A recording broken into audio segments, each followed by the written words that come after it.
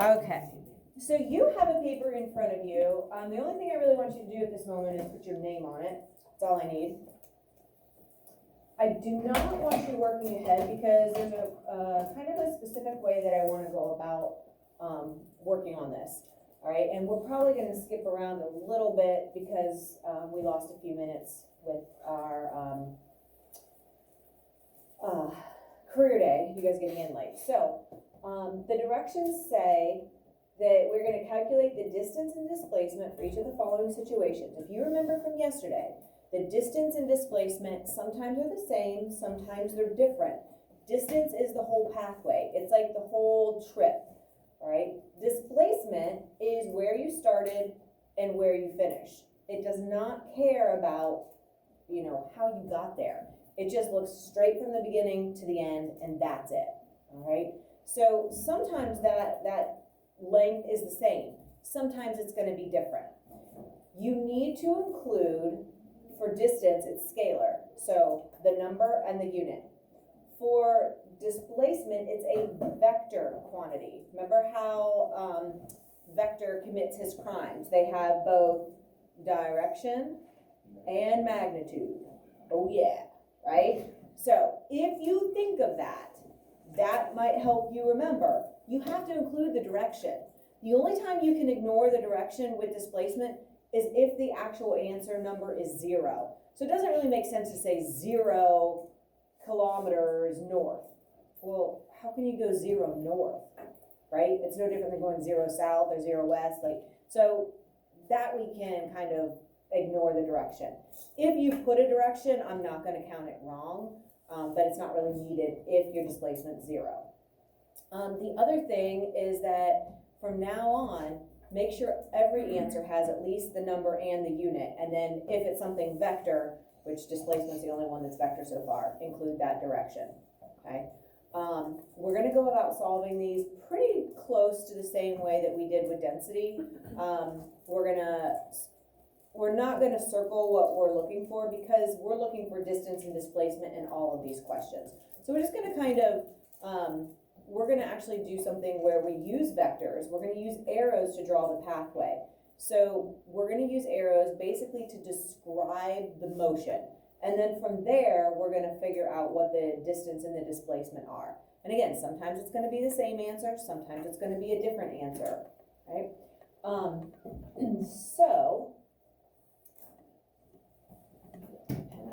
So Tasia walks 2 miles north from her door to the park and then returns home to her door. If I get the board to cooperate with me. Oh, actually, you know what? Let me calibrate real quick. Just to make sure, because it looks like it's a little off. So again, don't work ahead. What I put on the board, I want you to put on your paper. The rest of this week, we're basically going to be practicing distance and displacement because it is such an important thing. This is like these concepts are kind of like the foundation for speed, velocity, and acceleration, which are the rest of this unit. So to make sure we can get, you know, off to a good start, we want to make sure that you have a good understanding of these two. All right, so off to the side, let's put DT for distance and DISP for displacement, okay? That's where you're gonna actually put your answer, so put that first. Those are the two things we know we're gonna be solving for. So, Tasia walks 2 miles north from her door to the park, then returns home to her door. So, over here on the board, and you might wanna put this on your paper, our directions are north, south, east, and west. So you might want to put that on your paper just to help kind of have that reference. North, south, east, and west. So the first thing we're going to do is we're going to draw with arrows. We are not going to measure and like make everything exactly perfect. But if if we have 2 miles south, we're going to make that a little bit shorter than the 3 miles north. All right, so we're going to have them kind of close, but we're not going to measure out the legs or anything and make it perfect. So it's just kind of to give us a visual of what's going on with the motion. So 2 miles north from her door. So what I'm gonna do is I'm gonna put a dot where I start. That's like the door. Then from there, I'm gonna draw 2 miles north, and I'm gonna put a 2 here. At this point, I usually don't do the units. I just add those in with the answer just to keep things from getting too cluttered. So I know I'm gonna draw the arrow up because it said north. This is our initial position, our XI. And then the next directions say, then returns home to her door. So to get back to the starting point or the door, you have to go back that direction. And where we end is our XF. Okay, so a dot to start us and our XI. Draw an arrow up, and we put the distance or the value of 2 here. And then it says you return back, so you have to go the opposite direction. That ends us at the XF, and it was another 2. So looking at that, what is the entire path or the entire trip that Tasia walked? What do you see there? What do you think, Will? 4 miles. 4 miles. 4 miles. And a typical abbreviation for miles is going to be MI. It's not just M, because M would be meter. All right, so MI, or you can write out the word miles. Okay? Any question on that? It's kind of just the pathway. You go 2 up, and then you go 2 more. So you can even kind of just follow it. Displacement. Remember what displacement is. It's your final position subtracted from your initial position. Well, drawing this kind of lets us visually see what's going on. So what do you think, Dylan? Displacement 0. Very nice. This person started and stopped at the exact same spot. It's kind of like that example yesterday with the dog. Got off the bed, walked 5 meters, went back to the bed, started and stopped in the same spot. Right? Do I need to include the direction here? What would it even be, right? Like, it'd be very confusing to try to even figure that out. So 0 miles is fine for both. Okay, we don't need to include a direction there. Pretty good? Okay, so let's go to this one, DT and DISP. So Amy's gonna run 2 miles south, and then turns around and runs 3 miles north. So to set this up, I'm going to put my dot to start, and it's 2, oops, let me change that, because we're gonna have to go south, and it'd be better to be up a little higher so we can go down. Okay, so let's go, starting here, and then 2 miles south. So south is gonna be down, so we're gonna go down 2, start it up here, that's our XI. So then turns around and runs 3 miles north. So from this head of the arrow, we're gonna turn around and go back. This is where we finished, and that was a length of 3. So you're kind of using, if you think about it, kind of use the arrows, and I'll erase this, you follow the tail of the previous arrow, right? So you're just gonna, whatever the directions say, this arrow leads to this arrow, and that it's kind of pointing towards the next one. So this one tells you you're gonna have to go back, right? So as I look at this, and distance is usually the easier of the 2, because again, you can just kind of add up or follow the pathway. So you go from here down to, and then you go back up. Another way that I kind of like to look at this is if we show our final and our initial. This space right here is basically what we're looking at for our displacement, right? Because we started here, went here. So start to finish is just that little space. Okay, so let's look real quick though at the distance. What's the total pathway? What was the entire trip?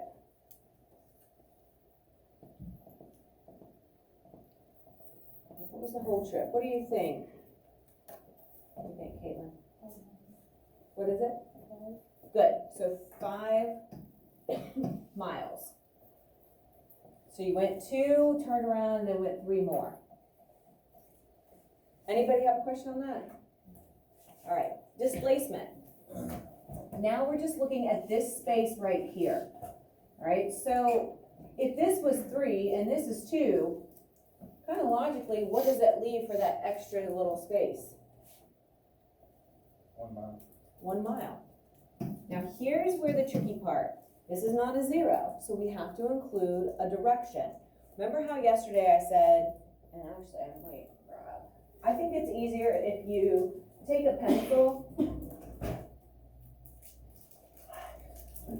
and you put your eraser on the XI and you point it to your XF, right? So the direction that the tip of your pencil is pointing, what direction is that?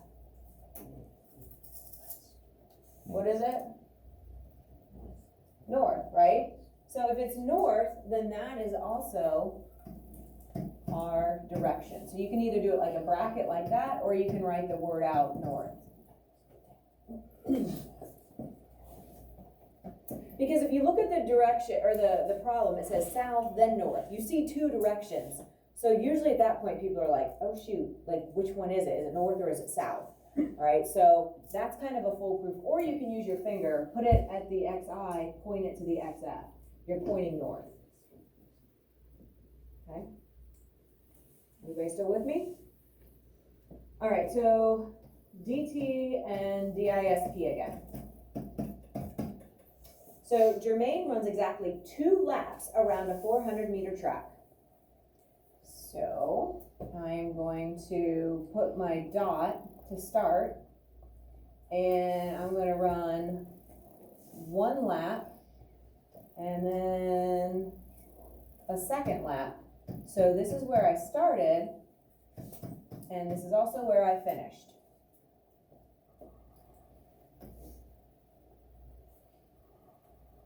What's the distance going to be? How far did he run? 800 meters or half a mile. Okay, so let's just go 800 meters for our our distance. Now, what about our displacement? Audrey? 0 because it's together in the same spot. Good, so we're going to use 0. We're going to include the meter. Do we need a direction? Hope not, because he went like every direction, right? 0 meters doesn't make sense, or it doesn't need to have that direction. So when I'm looking at this, like this would be 3 points. 1 for the number, 1 for the unit, and 1 for the direction. Okay, this would be 1 for the number, 1 for the unit. All right, so the numbers are important, but the units and the direction are just as important. Okay. All right, let's look at Ray.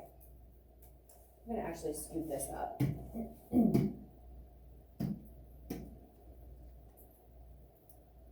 Okay, so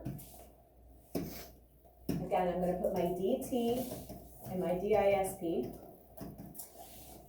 Ray is gonna run 30 feet north, 30 feet west, and 30 feet south. So I'm gonna start with my dot kind of low, because I'm gonna have to go north. So I'm gonna go 30 up. This starts my trip.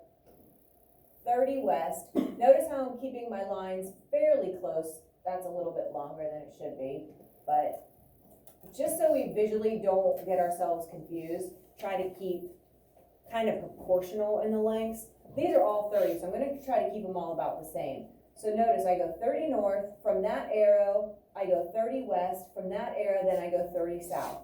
So I'm putting in 30, 30, and 30, and this is where he ended.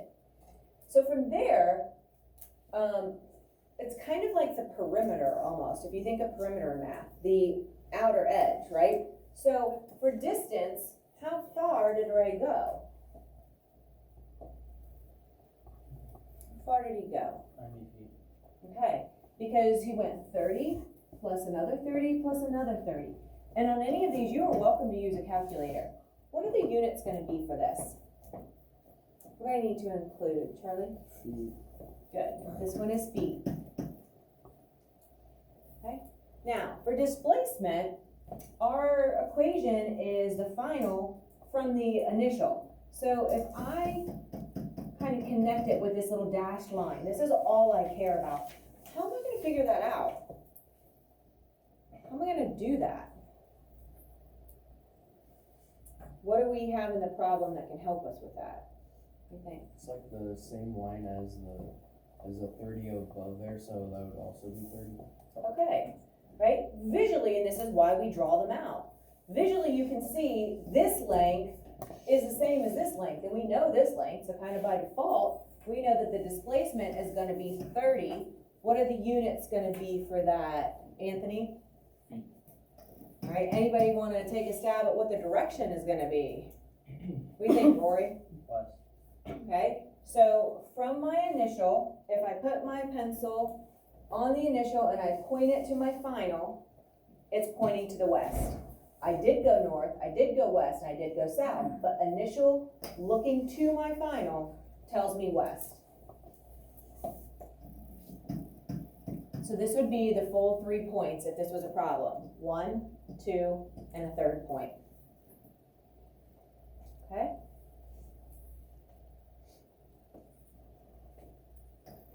Okay, so let's take a look at this one. So east for 3 kilometers. So there's 3, there's my xi, and then same direction, so east again for 4 more. Notice how I make this one just a little bit longer than my 3, and this is where I end. All right, so what's the distance gonna be, Austin? What do you think? 7 kilometers. Good, 7 kms. And then what's my displacement gonna be? To go from here to there. Let's see, what do you think, Ethan? Okay, but you're going in the same, so you're still going in the same direction though, right? So you went 3, so to go from your initial here to your final, how far is this total? 7. Good. So these displacement problems, a lot of times it just makes more sense to think about them logically and look at the pathway, right? To go from here to here, it was 7. Well, that's the same answer, isn't it? What else do we need to include to make this an accurate answer, though? What do you think, Rory? Direction it went east. Okay, so again, I put my pencil on my initial and I point to my final. And it is east. So if you're going in the same direction, it's basically like you're just combining those for distance and the displacement. All right, let's take a look at this one real quick. All right, so we're gonna go 20 kilometers north and then turn around and go 15 back. So here's my starting point. I'm gonna go 20 north.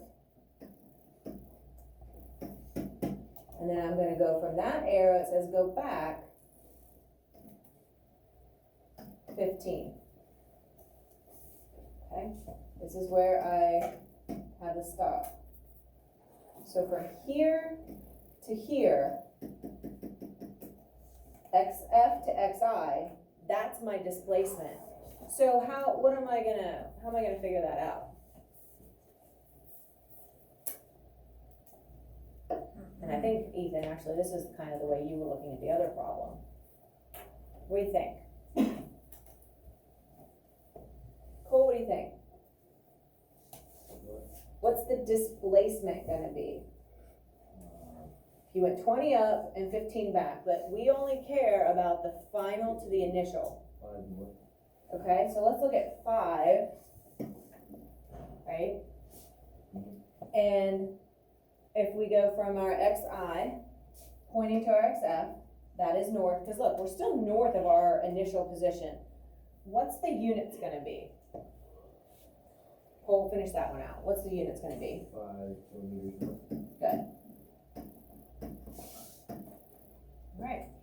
What about distance? What about our pathway? What's that gonna be? Ready? Good. Add 'em up. Okay? You with me? So drawing the arrows helps a lot. It's gonna be basically, gives you that visual. Alright. DT, GISP. Okay, so Derek is going to crawl, hopefully Derek's a baby, 4 feet south. And then from that arrow, it says 6 feet east. Okay, so this is our XI, and this is our XF. Well, what is our pathway? What's the entire trip that Derek crawls? How far was that? 10 feet. Okay, 10 feet. Add them up, right? Kind of like following the path. Displacement gets a little bit trickier though. What could we do? Because we need from here to there. Use the Pythagorean theorem. Ooh, is that what you were gonna say, Will? Yeah. What is the Pythagorean theorem? A squared plus b squared equals c squared. Okay, so a squared plus b squared equals c squared. Alright, so A is our short side, right? Because this is definitely a right angle. If you go directly south and then directly east, that makes a perfect right angle. Alright, so the short side is 4, the medium side is B, according to Pythagorean's theorem, and then this would be our hypotenuse, or that long side, which is our unknown. So now we just plug in. So A is 4, so we have to square 4. We have to square 6, and that's going to give us c squared. So what's 4 squared? What is 6 squared? Bring that down, right? So this is 52. How do we get c alone? Because I don't need c squared. You have to take square root. Good, because the inverse of squaring is the square root. So, square root, and whatever you do to one side, you do to the other. Since we're short on time, I will give you that. I think it's 7.2.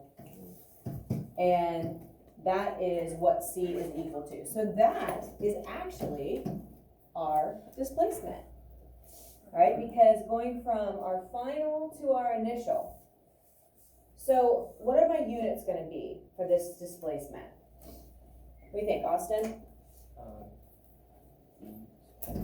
Anybody feeling good with direction? What do you think, Charlie? Southeast. Okay, so I put my pencil on my initial. I point it to my final. Well, I'm pointing south, and it's also pointing east, so that becomes southeast. Okay? All right. We have about 4 minutes left. What I'd